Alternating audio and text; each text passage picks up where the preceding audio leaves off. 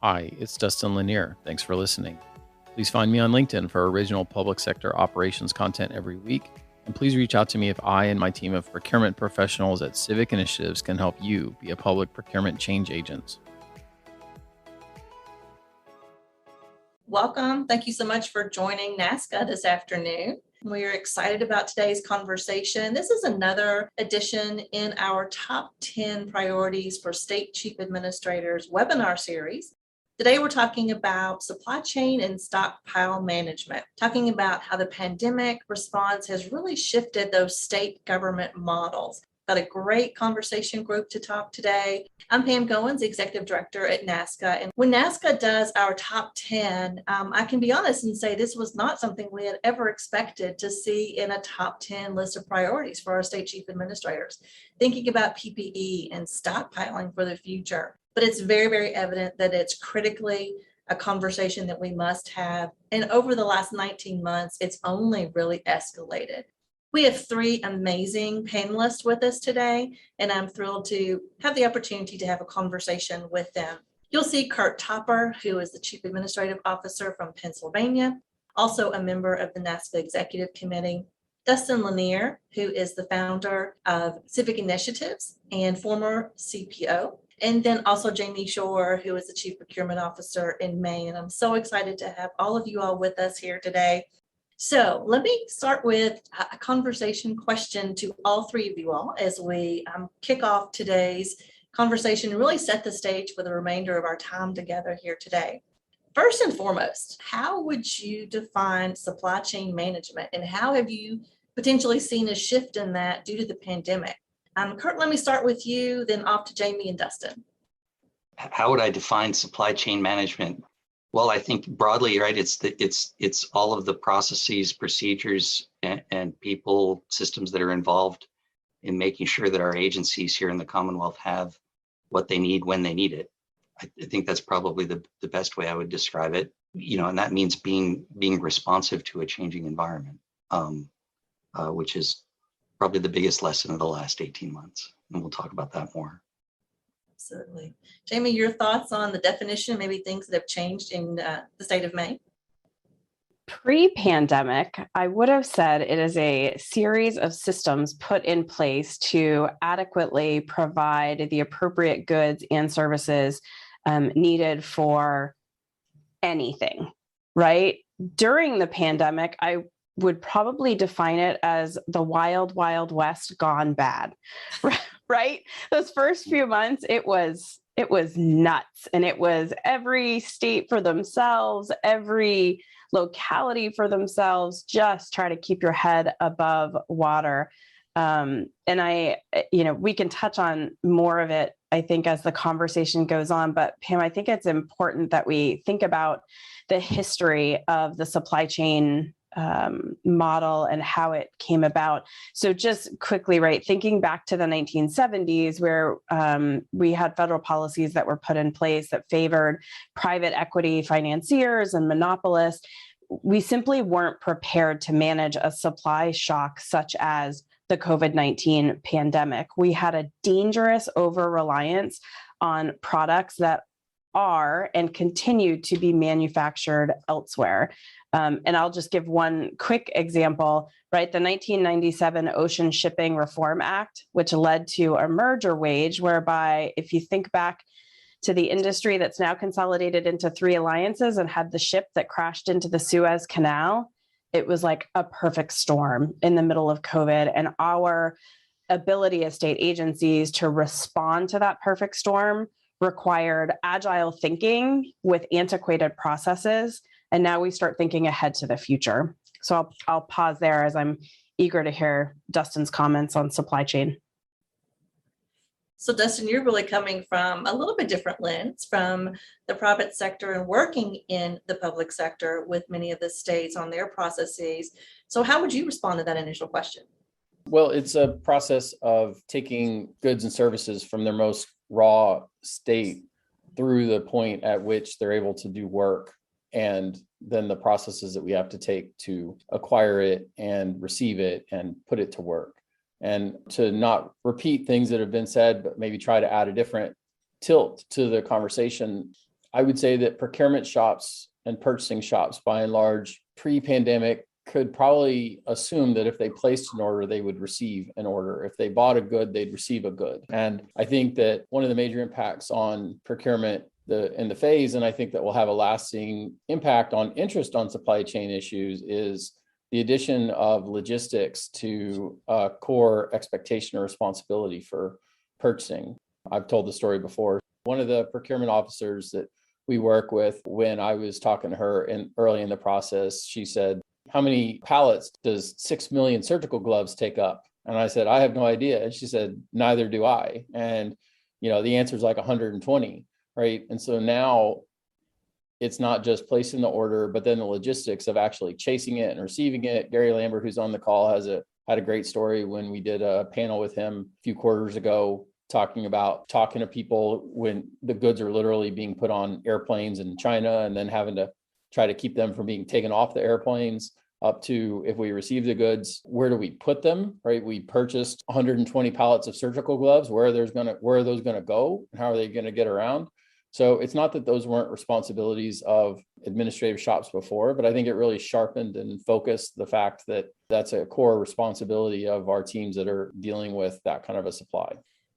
And as maybe a quick follow-up to that, I think part of that conversation also is not only how much do we need, how much space does it take, how long do we keep it? What is that shelf life? And then how do we track that across the board? So maybe as a quick follow-up to both Curt and Jaime, how did you have to shift your tracking systems when you're thinking about, and we're talking purely PPE at this point, the longevity, and what does that mean for the state? I think at the beginning of the pandemic, Pam, I don't think that our systems were adequate to do anything like what you're describing. We didn't. We had to shift very quickly from a world where we could order something like we could order PPE and have it delivered to the site where it was needed within a reasonable period of time, and we never really had to have significant on-hand inventory. We moved from there to a world where we had a little bit of control over what was being ordered, no control over when it would arrive, and we were ordering it in massive quantities. So we had to prepare a makeshift warehouse for it, and we had to build systems on the fly in order to be able to track inventory.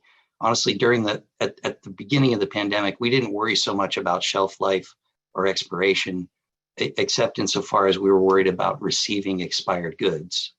I think the real challenge that gets data intensive comes later, once you're working on building a stockpile and trying to figure out how you're going to manage and replenish a stockpile going forward, which has sort of been our challenge in PA since once we got through the initial phase. Jaime, thoughts on that? Oh, to not ever have to relive those early days of the pandemic of buying PPE would be a long-time dream of mine. Wow, what a challenge. And I resonate with the words that Curt said when we just simply weren't prepared. We didn't have enough items on hand. Those days of maintaining a central warehouse and central purchasing and having thousands and thousands of square feet of pens, pencils, masks, sanitizer, all that stuff on hand, those days that went away 15, 20 years ago, right? So as Curt mentioned, we're in the early throes of the pandemic, and CPOs are not only being asked to buy items that we can't control the delivery date, we can't control the pricing. We have fraudulent vendors coming out of the woodwork, where now we're trying to vet the vendor, we're trying to vet the product, we're trying not to lose the money, and yet we're trying to keep people safe, all while taking our workforce and being at home, some of whom truly did not have internet access at home. And I know that seems a little bit strange to think about, but in my background picture, there's no internet towers hanging out in the middle of that mountain, right? And that's what 75% of Maine is, probably not significantly different from areas of Pennsylvania, right? So we start, as we're going through the pandemic, NASPO, I have to give credit to NASPO. They released a study not so long ago on the COVID-19 pandemic, and the report specifically focused on PPE shortages that occurred throughout the US in 2020. And the results of this report ultimately demonstrated that by utilizing a central governance model, a central procurement model, we were able to more effectively respond to the large-scale supply chain disruptions. And in those situations where it was less centralized, they didn't have the ability to coordinate, they didn't have the ability to provide efficient application of their contracting expertise. So truly, I go back to the words at the beginning that I mentioned, it felt even more like the wild, wild west than if we were in a centralized procurement arena. Definitely. So Jaime, let me stay with you here just for a moment and maybe take a little bit different spin on the conversation. We know that government exists to serve the people, but in your role as a CPO, how do you work on a daily basis to ensure that your processes and your models and systems do actually integrate or interface with the citizens and your constituents? I love this question, right? Because there's all of us sitting here behind our cameras and we're talking to, I don't know, we could be talking to 30 million people and we have no idea the impact of the words coming out of our mouth. That is not different than what we do every day as public servants. What we do and the decisions we make affect all of our customers, our constituents, their children. There's a very humanistic approach to all of public service. And so in our world, we have a goal of trying to create this dynamically resilient, data-driven supply chain network, right? That sounds awesome. Let me just repeat that, right? Dynamically resilient, data-driven supply chain network. That's like the Cadillac model of what we do every day. It doesn't mean anything more than our ability to quickly detect, respond, and recover from changes in the marketplace. And so let's think about some of the real life examples that we are experiencing every day, right? We all know about toilet paper.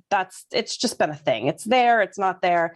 What about the pipettes and the petri dishes in the medical labs, or paint, electronics for automobiles, the production of those high-end chips that mostly reside in East Asia, right? We can't get those chips. Taiwan Semiconductor holds a near monopoly. So, Curt, if you need to replace your fleet, guess what? You can't do it. Or how about another real life story? You can't get a Whopper meal at a Burger King in Florida because there's no French fries. They have no potatoes.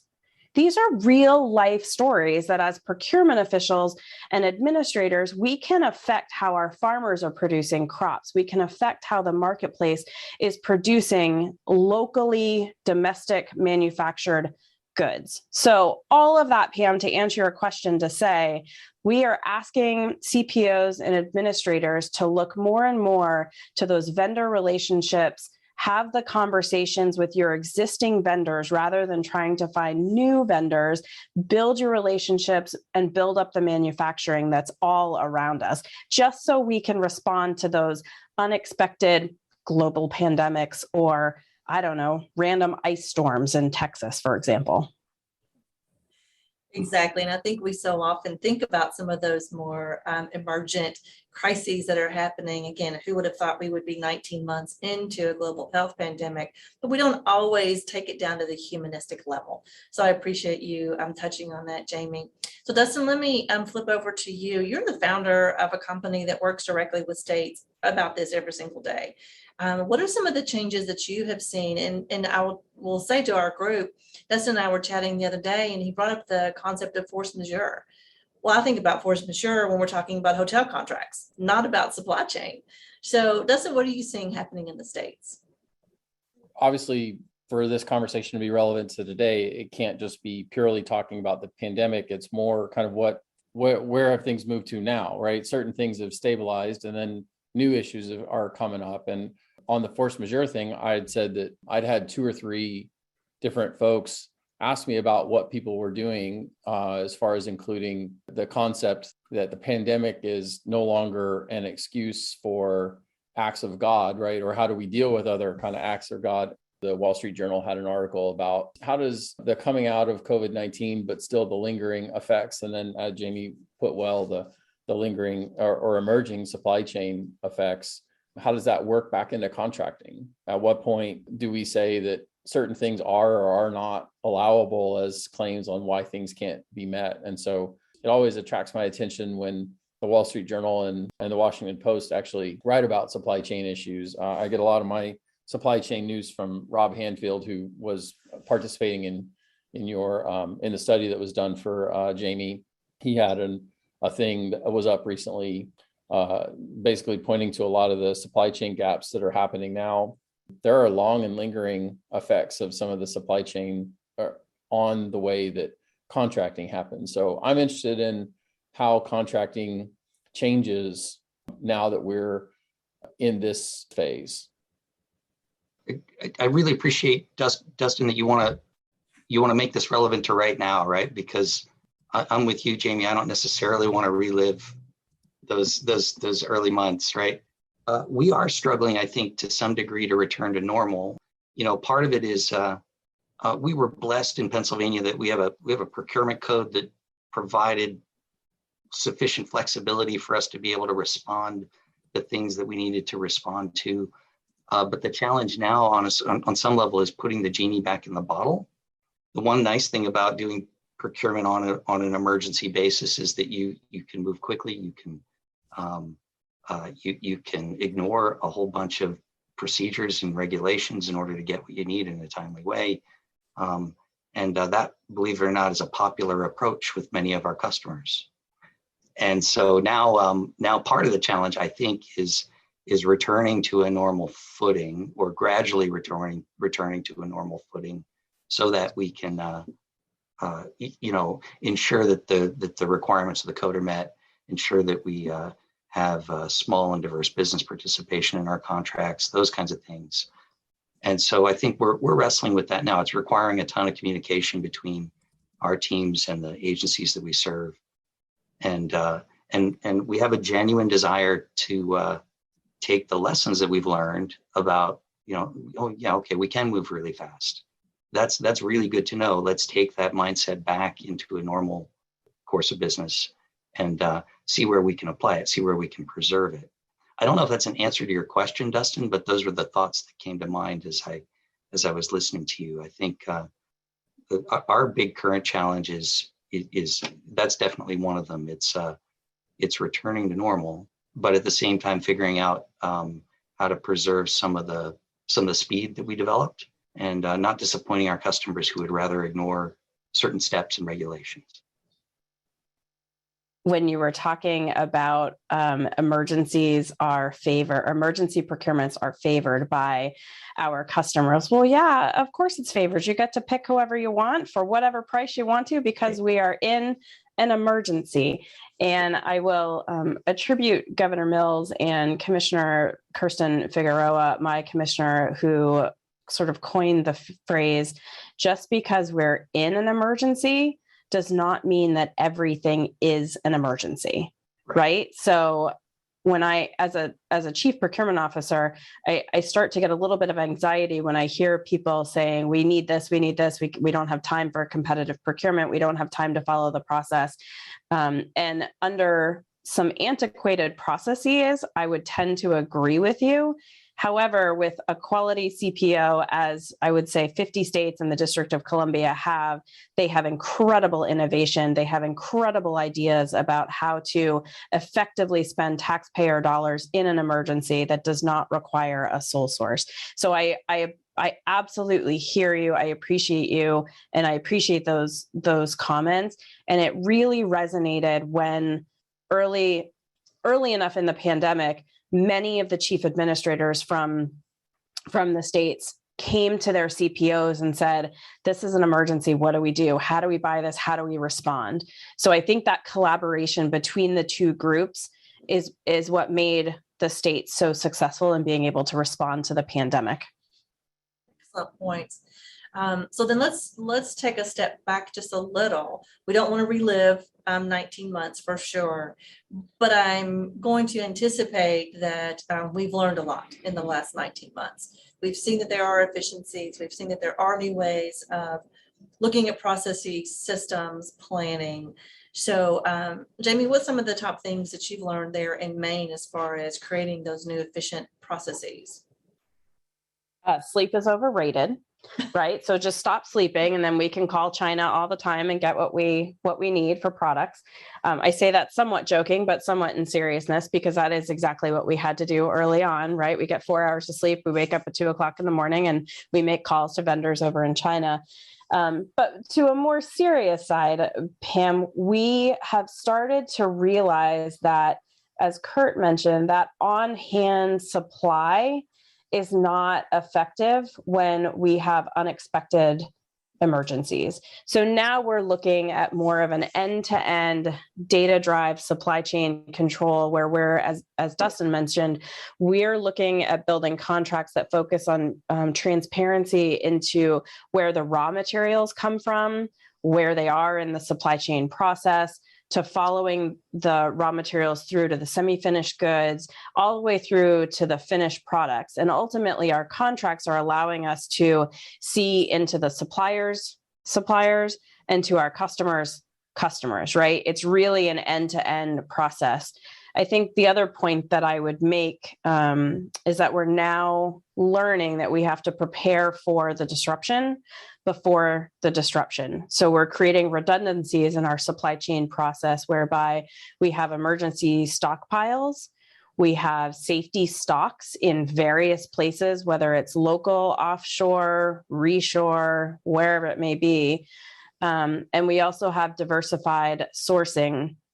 So our suppliers that are looking to do business with our state now must be able to provide additional surge capacity in the event of disruption.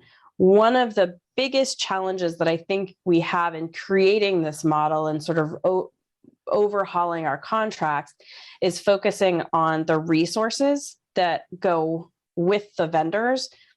People and employment are scarce, and finding the appropriate talent at the appropriate stage is also very difficult, kind of bringing in that human element again.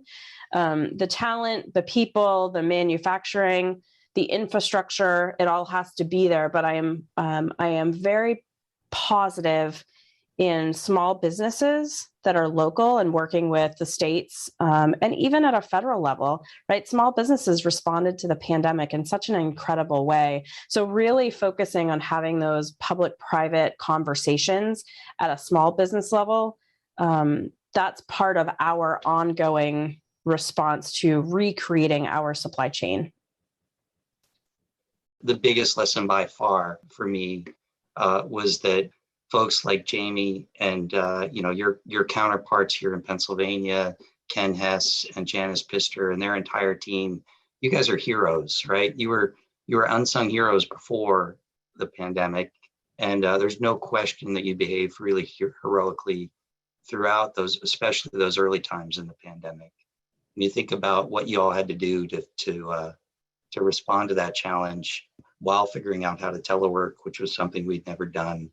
And you had, and folks without internet, all that stuff, figuring out how to shift your perspective from being someone who places orders to someone who has to go aggressively out into the marketplace and compete for scarce commodities, doing things you'd never had to do before, going out, connecting directly with brokers and directly with manufacturers if you could overseas. That's something state governments historically wouldn't really have thought too much about, at least, certainly not here in Pennsylvania.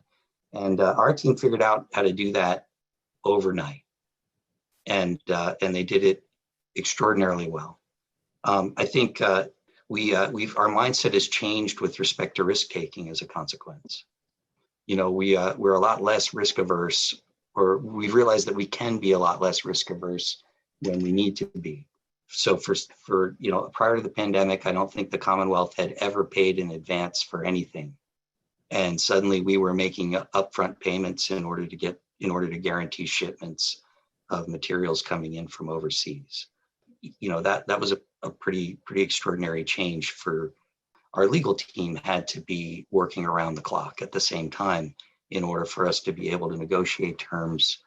And I think again the challenge right now is figuring out how to preserve all those lessons that we learned, and bring all of that newfound flexibility to bear on serving customers, because it's what they want from us. At the same time that we sort of return to a non-emergency footing and ensure that we have adequate competition and all those good things. I think the bigger, longer term thing for us is just like Jaime mentioned, stockpiling. Before the pandemic, inventory was a cost, right? That's what inventory equals stranded cost. And now our whole mindset around that has changed. We went through just like you did probably in Maine, Jaime, 20 years ago, we eliminated tons of warehouse space and we stopped centrally storing all of this stuff. And then all of a sudden now we're really reevaluating that. So I've got 500,000 square feet worth of PPE on hand right now. And now the trick is figuring out, how do we keep that stockpile fresh? How do we rotate it and use it? And how do we, maintain it cost effectively, so that it's there when we need it the next time. And, so we've had to kind of shift our whole mindset, because, we weren't thinking about those things prior to the pandemic. Pam, can I just add to that quickly before you go back to Dustin? Curt, you brought up a really good point that now we have all these warehouses and we have this, millions and millions of dollars of PPE. One of the challenges that we're facing right now is some expiration dates on some of our hand sanitizer, for example. And now we're looking for vendors to either maintain this hazardous waste or destroy it in some sort of way that's not going to be harmful to the environment, or figure out ways to use it. I truly cannot give away the hand sanitizer. We are saturated with Tito's vodka hand sanitizer, what have you, right? But I also wanted to mention another example as you were talking about heroes. One, I appreciate that you said that, because before the pandemic, I think same thing with chief administrators, right? We keep the trains running on time. The only time we're ever in the paper is if the trains stop running. And that's similar with procurement officers. And I noticed that David Yarkin, former CPO of Pennsylvania, has joined us. I want to give a tribute to David, who put up a post on LinkedIn a month or two ago, whereby he said, if you think about Hurricane Katrina 16 years ago, there was some widespread flooding, right? The levees didn't hold. Whereas Hurricane Ida, just a month ago, the levees held. So what was the difference? The difference was public procurement that had the profound impact on these citizens in Louisiana. The U.S. Army Corps of Engineers spent $14 billion to build intricate systems of levees, floodgates, and pumps. It was built by engineer marvels who were picked by who? The procurement staff at the Corps of Engineers, right? So the heroic work by these underappreciated public purchasing teams, and the teams are not just the CPOs, it's a collaborative effort between their administrators and the CPOs. They literally saved a great American city and its 400,000 residents. Incredible. So the work that has happened between administrators and procurement officials, it could not be more central to what is happening right now in the world with supply chain. Jaime talked about purchasing in an emergency doesn't mean every purchase justifies being an emergency. As purchasing still is allowed to operate under the COVID era procurement period, a couple of things. One is I wrote an article early in the COVID process that talked about three things to be doing now to be prepared for FEMA reimbursement requests. So while it was somewhat narrowly focused on FEMA, the topic is still relevant, right? Which is Jaime's point that just because the rules are relaxed doesn't mean there's no rules. There are still things that the feds expect to to be done under a procurement process, even under an emergency. And if you engage in an emergency procurement, you still need to be prepared to do a competitive procurement as quickly as possible. Trying to talk about how that lesson carries forward into now, as ARPA funding comes, it's going to be highly scrutinized. And we've had several conversations with procurement shops that both are dealing with a surge of anticipated procurements that all have very specific deadlines and a need to remember all the characteristics of what it means to be purchasing in a way that is going to meet these expectations, regardless of whether we're still allowed to purchase in an emergency setting or not.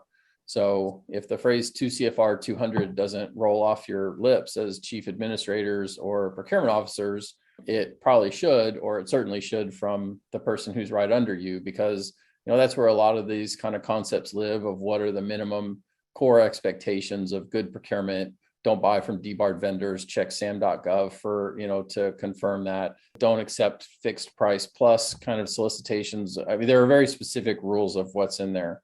And one characteristic, I guess, of COVID that made COVID really unique was it impacted everywhere at the same time, whether the places were experienced in dealing with an emergency or not. So, the Floridas and Louisianas and Texases, which had dealt with a lot of emergencies, maybe places in the Great Plains weren't exposed to that kind of an environment, still had to deal the same way.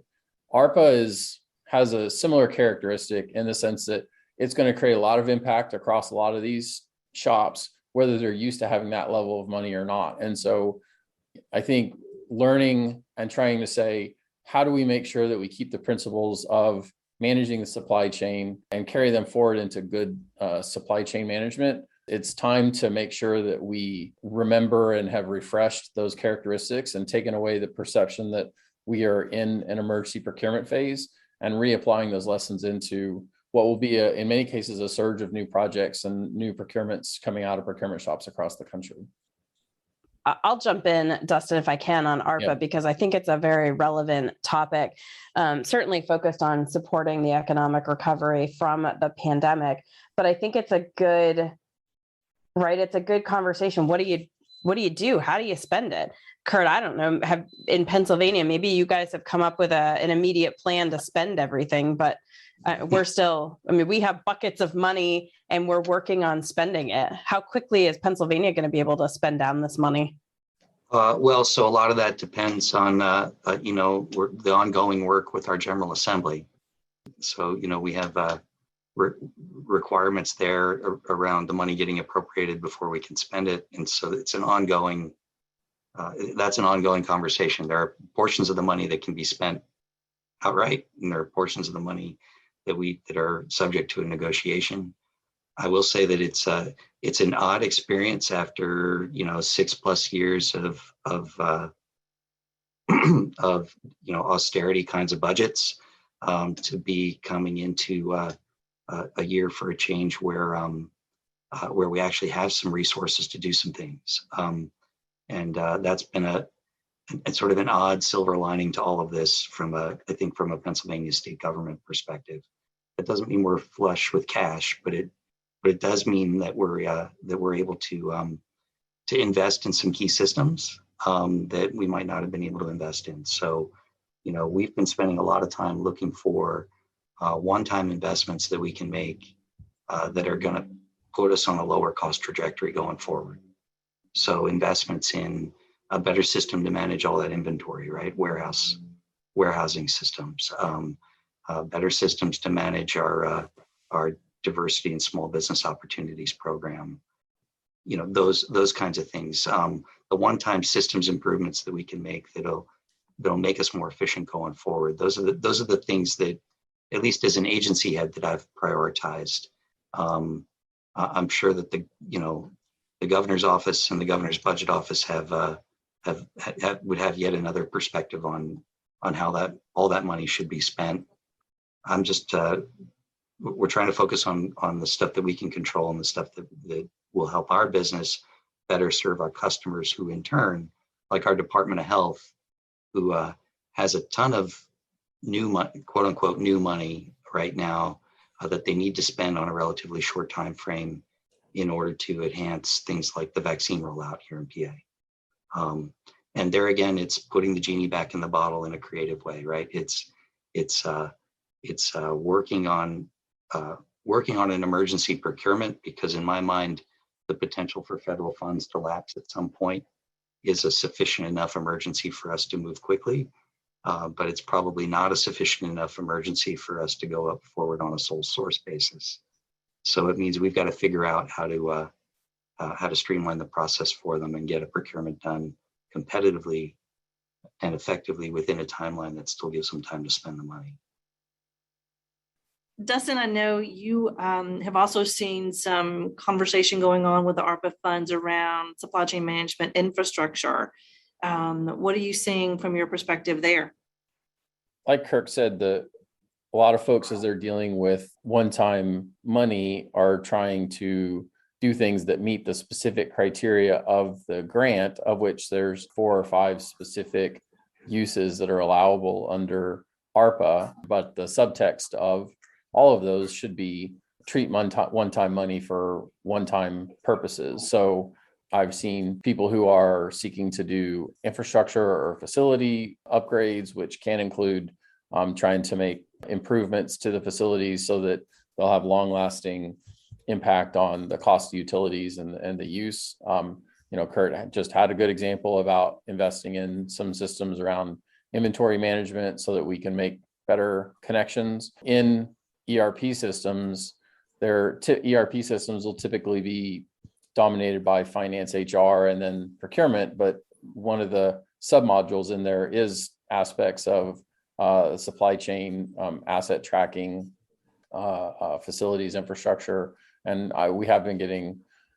we've seen more requests to do procurement market scans that would involve the ability to enhance the supply chain and the logistic capabilities of the systems and the ability to project. We did one assessment for a client that in some of the work that involves consumables, like the fleet shops, the inventory systems on the fleet side were capable of doing min-max type of restocking, replenishing. So when things fall under X, then reorder. But if then it doesn't connect into the procurement system to be able to have an ongoing contract that's set up for that, it was having the effect of initiating procurement events for the line staff to go and replenish. And so it was somewhat efficient on the use side, but it was very inefficient on the procurement side in terms of connecting those two. And so building more of those connections between how our consumables are used and how we build replenishment cycles that are then further automated so that we don't send staff off on work that can be done by machines. That's a great point of investment. Jaime, and then maybe Curt, how has your strategy changed in your own state around any of these components? So I think communication is probably the number one focus that we're thinking about in responding to any sort of type of event in the future. Much like other states, it took us just a little while, right, to get the right people talking at the right time so that we could have the coordinated efforts. Maine is somewhat unique in that we don't have the hurricanes every other week that Florida and some of the southern states do. So we don't necessarily have that emergency management system that is operated on a global perspective in our state. However, we do a great job at, thinking about ice storms and thinking about blizzards, but I don't know that anyone in the world had ever experienced such supply chain disruption like we did during the pandemic. I mean, we've had disruptions before when it came to SARS and measles and Ebola and swine flu, but not to this extent. And God forbid it should ever happen again in the future. But the number one component that we're thinking about is communication. How do we put the right players in the room to have the right conversations at the right time? And then I think secondarily, more so, one of the drop downs on the poll was data. I don't know that the data is as important when you're in the middle of the emergency. The data is super important to help us plan for the emergency. So now that we're kind of coming out of that operating, like we have a fire right behind us, it is time to take that breath, look at the data that is provided as a result of the pandemic to collaborate together to create the next plan. And I think that's part of working together with NASPO and NASCA and the National Governors Association and having these folks collaborate together.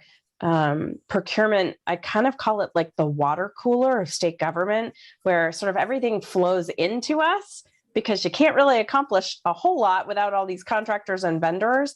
So I think, again, it's that important communication component that brings in internal and external stakeholders.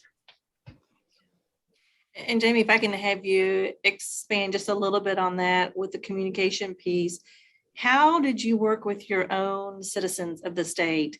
We know trust in government is certainly something all of us work towards, but was there a connection with your communication to your constituents? Open door policy, right? Come, tell me what you got. You want to change your business model? You want to start manufacturing, for example, ballot boxes in the middle of a pandemic when you normally make refrigerators?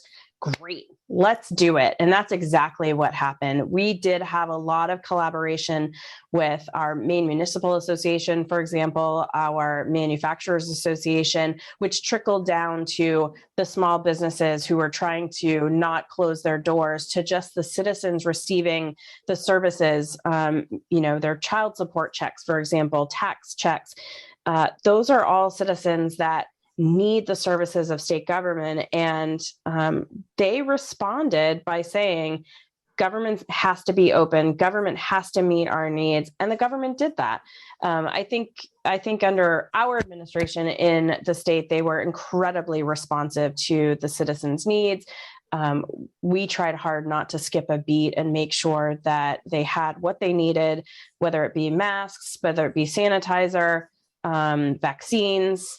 Right? The citizens of our state are why we are in the seats that we're in. Absolutely. Curt, additional thoughts around the public perception around those funds being spent and how Pennsylvania addressed that?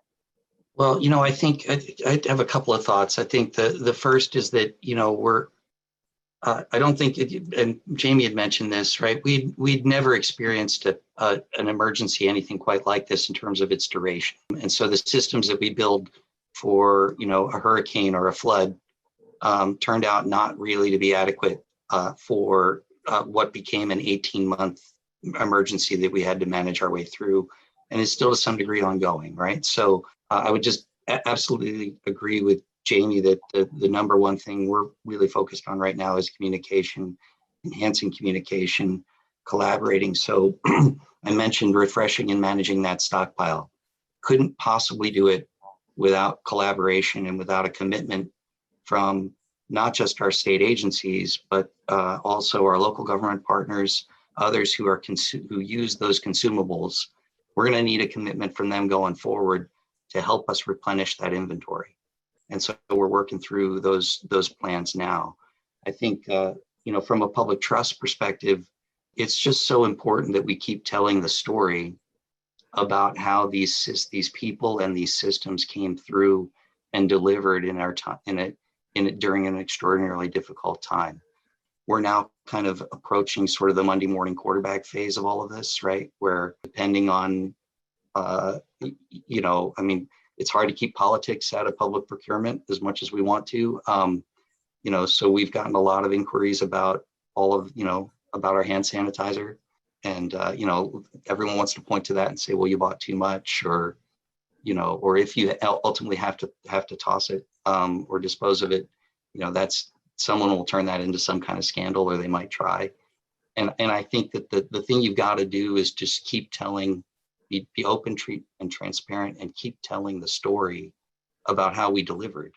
And, this pandemic had an impact well beyond supply chain, right? Like every part of state government was affected and had to step up and deliver. So Pennsylvania had a 10-fold increase in the number of outbound unemployment checks that had to go out within a 3-week period. And my team of the other part of the department that prints all those checks handled that 10-fold volume increase and didn't miss a single deadline.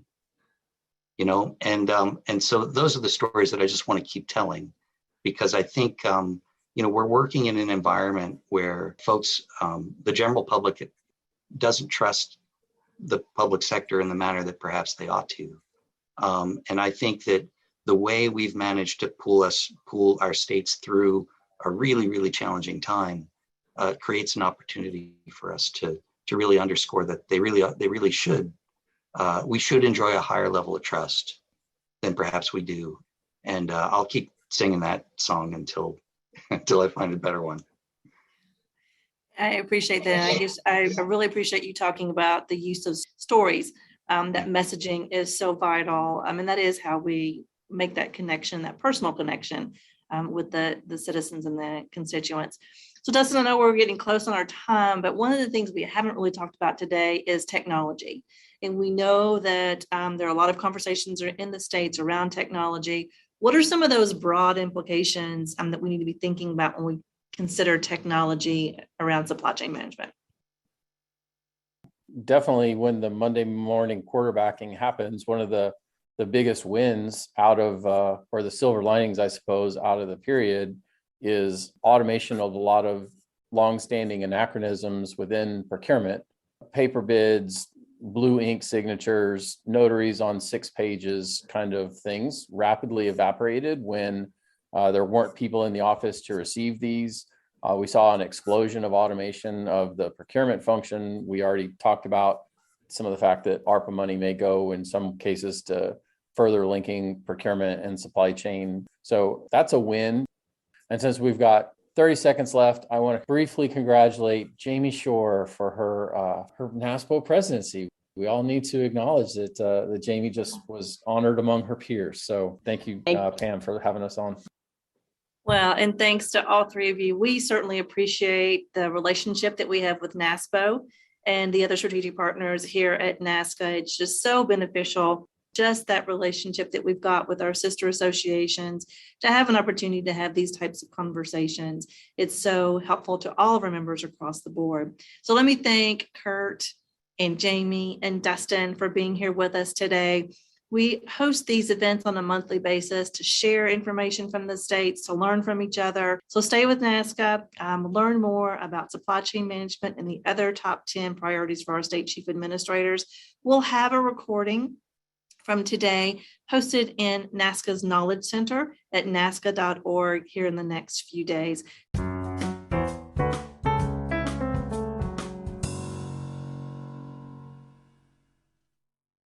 Hi, it's Dustin Lanier. Thanks for listening. Please find me on LinkedIn for original public sector operations content every week.